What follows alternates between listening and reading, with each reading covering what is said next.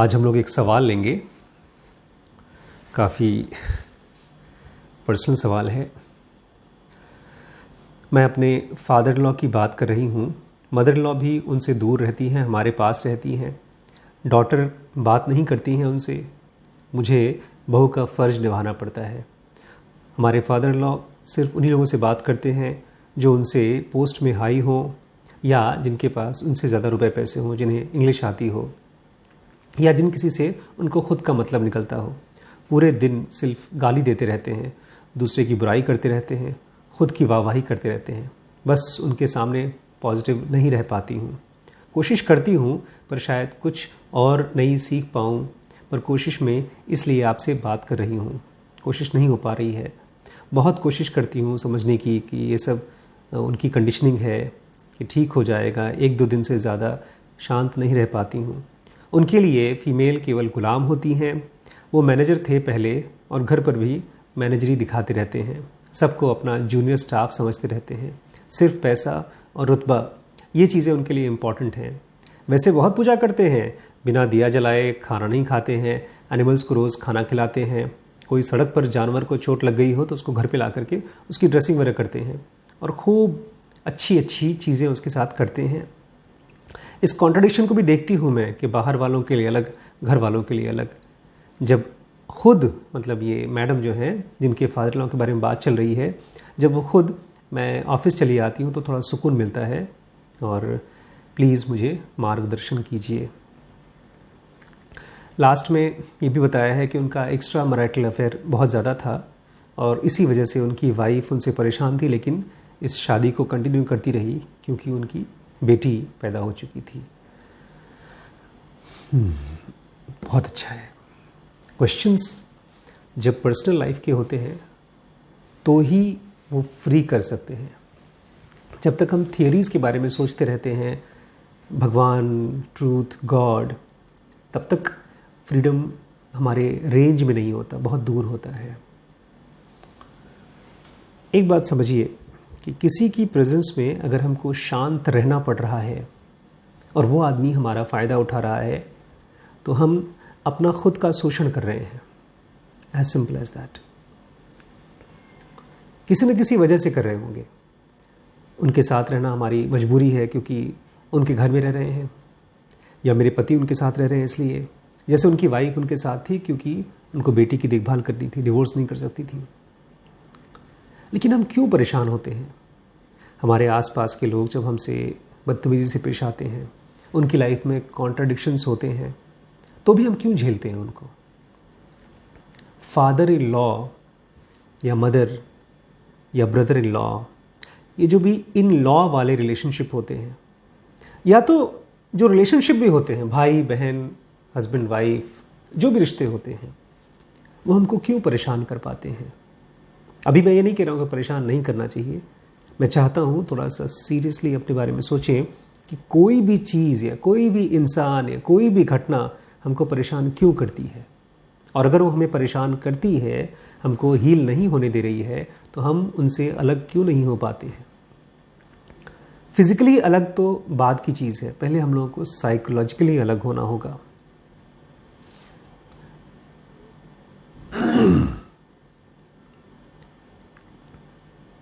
आपको पता है जब आप किसी की बदतमीज़ी के साथ निभाती रहेंगे तो इसका असर क्या होता है? नहीं पता।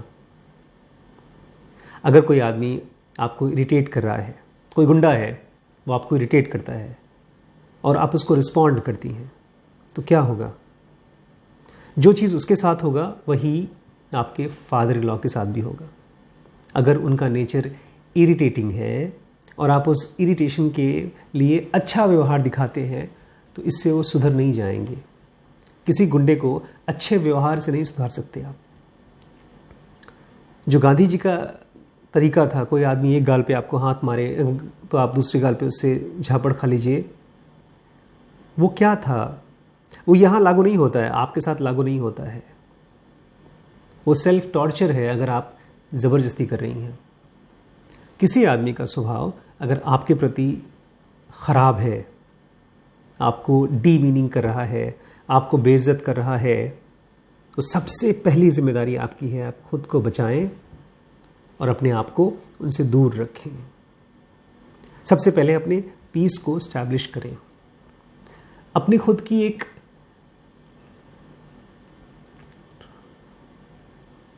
बाउंड्री बनाएं अपनी खुद की।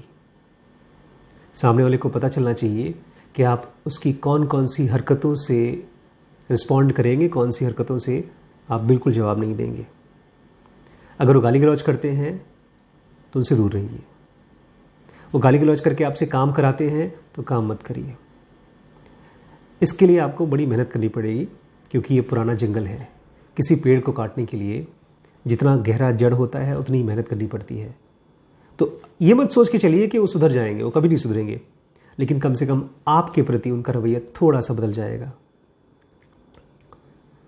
जो लोग जंगली होते हैं उनसे दूर रहते हैं। बाकी एक सांप को आदमी डिस्टर्ब नहीं करता, इसी तरह से नेचर ने हम सबको एक तरीका दिया है सामने वाले को बताने के लिए कि डोंट डिस्टर्ब मी। और आपके कंडीशन में तो बहुत सिंपल है।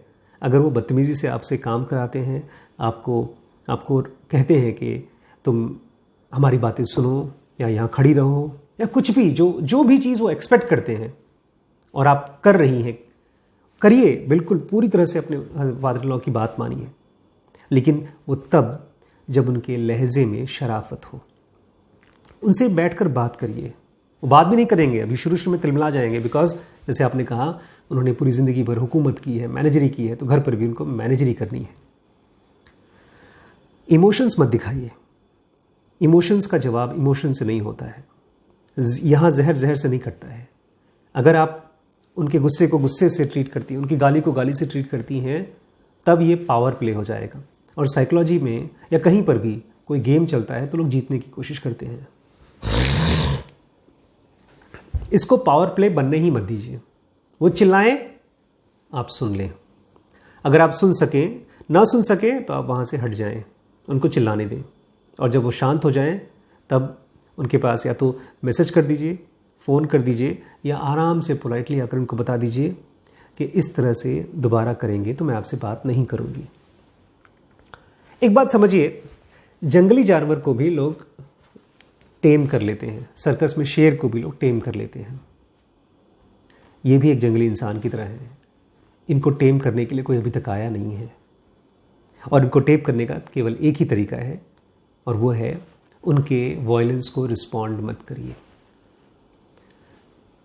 कब तक? जब तक वो टेम ना हो जाए। हो जाएंगे, टाइम लगेगा पर हो जाएंगे। गिवन मत करिए। Don't respond to his violence. बात करें? नहीं, बात नहीं करना। ये हमारा नया कोर्स है, कम्युनिकेशन का कोर्स है। ये व्हाट्सएप नंबर है, आज जाइए और अभी इंक्वायरी करिए कब और कैसे ज्वाइन करना है, क्या डिस्काउंट मिलना है, सब कुछ उसी पर मालूम पड़ेगा। चाहिए फटाफट। WBX से मेरे कम से कम 50 लाख रुपए बचे हैं। सच बता रहा हूं, WBX ज्वाइन करिए। खाली मेरा नहीं, पुष्कल जी का, और पता नहीं कितने लोगों का कितना पैसा बच गया। पहले WBX, बाद में बिजनेस। ज़ेनो का बेसिक एडवांस कोर्स आपका अपना कोर्स है। अपने घर पे बैठ करके आप मेडिटेशन, स्पिरिचुअलिटी को पूरी तरह से सीख लोगे। आज ही ज्वाइन करिए। क्या करें, बिजनेस करें, जॉब करें, क्या क्या जमीन खरीदें, कैसे शादी करें, कौन सा बिजनेस करें, कौन सा कोर्स करें, ढेर सारे डिसीजंस की कंफ्यूजन है ना। बीडीएम है। बीडीएम वो कोर्स है जिसकी वजह से मेरे सारे डिसीजंस एकदम सही होते हैं और रिस्क से फ्री होते हैं। ब्रह्मचर्य का एकमात्र कोर्स है पूरे इंटरनेट पर, और वो है SPMT। ये नंबर है, अभी जाइए और इंक्वायरी करिए। बच्चों को बड़ा करना बच्चों का खेल नहीं है। SPPT ज्वाइन करके तब देखिए क्या मजेदार मजा आता है और क्या जीनियस बच्चे बनते हैं आपके। प्यार मोहब्बत थोड़ा मुश्किल काम है भाई साहब, इतनी आसानी से नहीं आता। इसके लिए पढ़ाई करनी पड़ती है। लिमिटलेस वो कोर्स है जिसके जरिए हस्बैंड वाइफ, बॉयफ्रेंड गर्लफ्रेंड एक दूसरे के परफेक्ट कपल बन जाएंगे। चाहिए, मालूम करिए नंबर पे।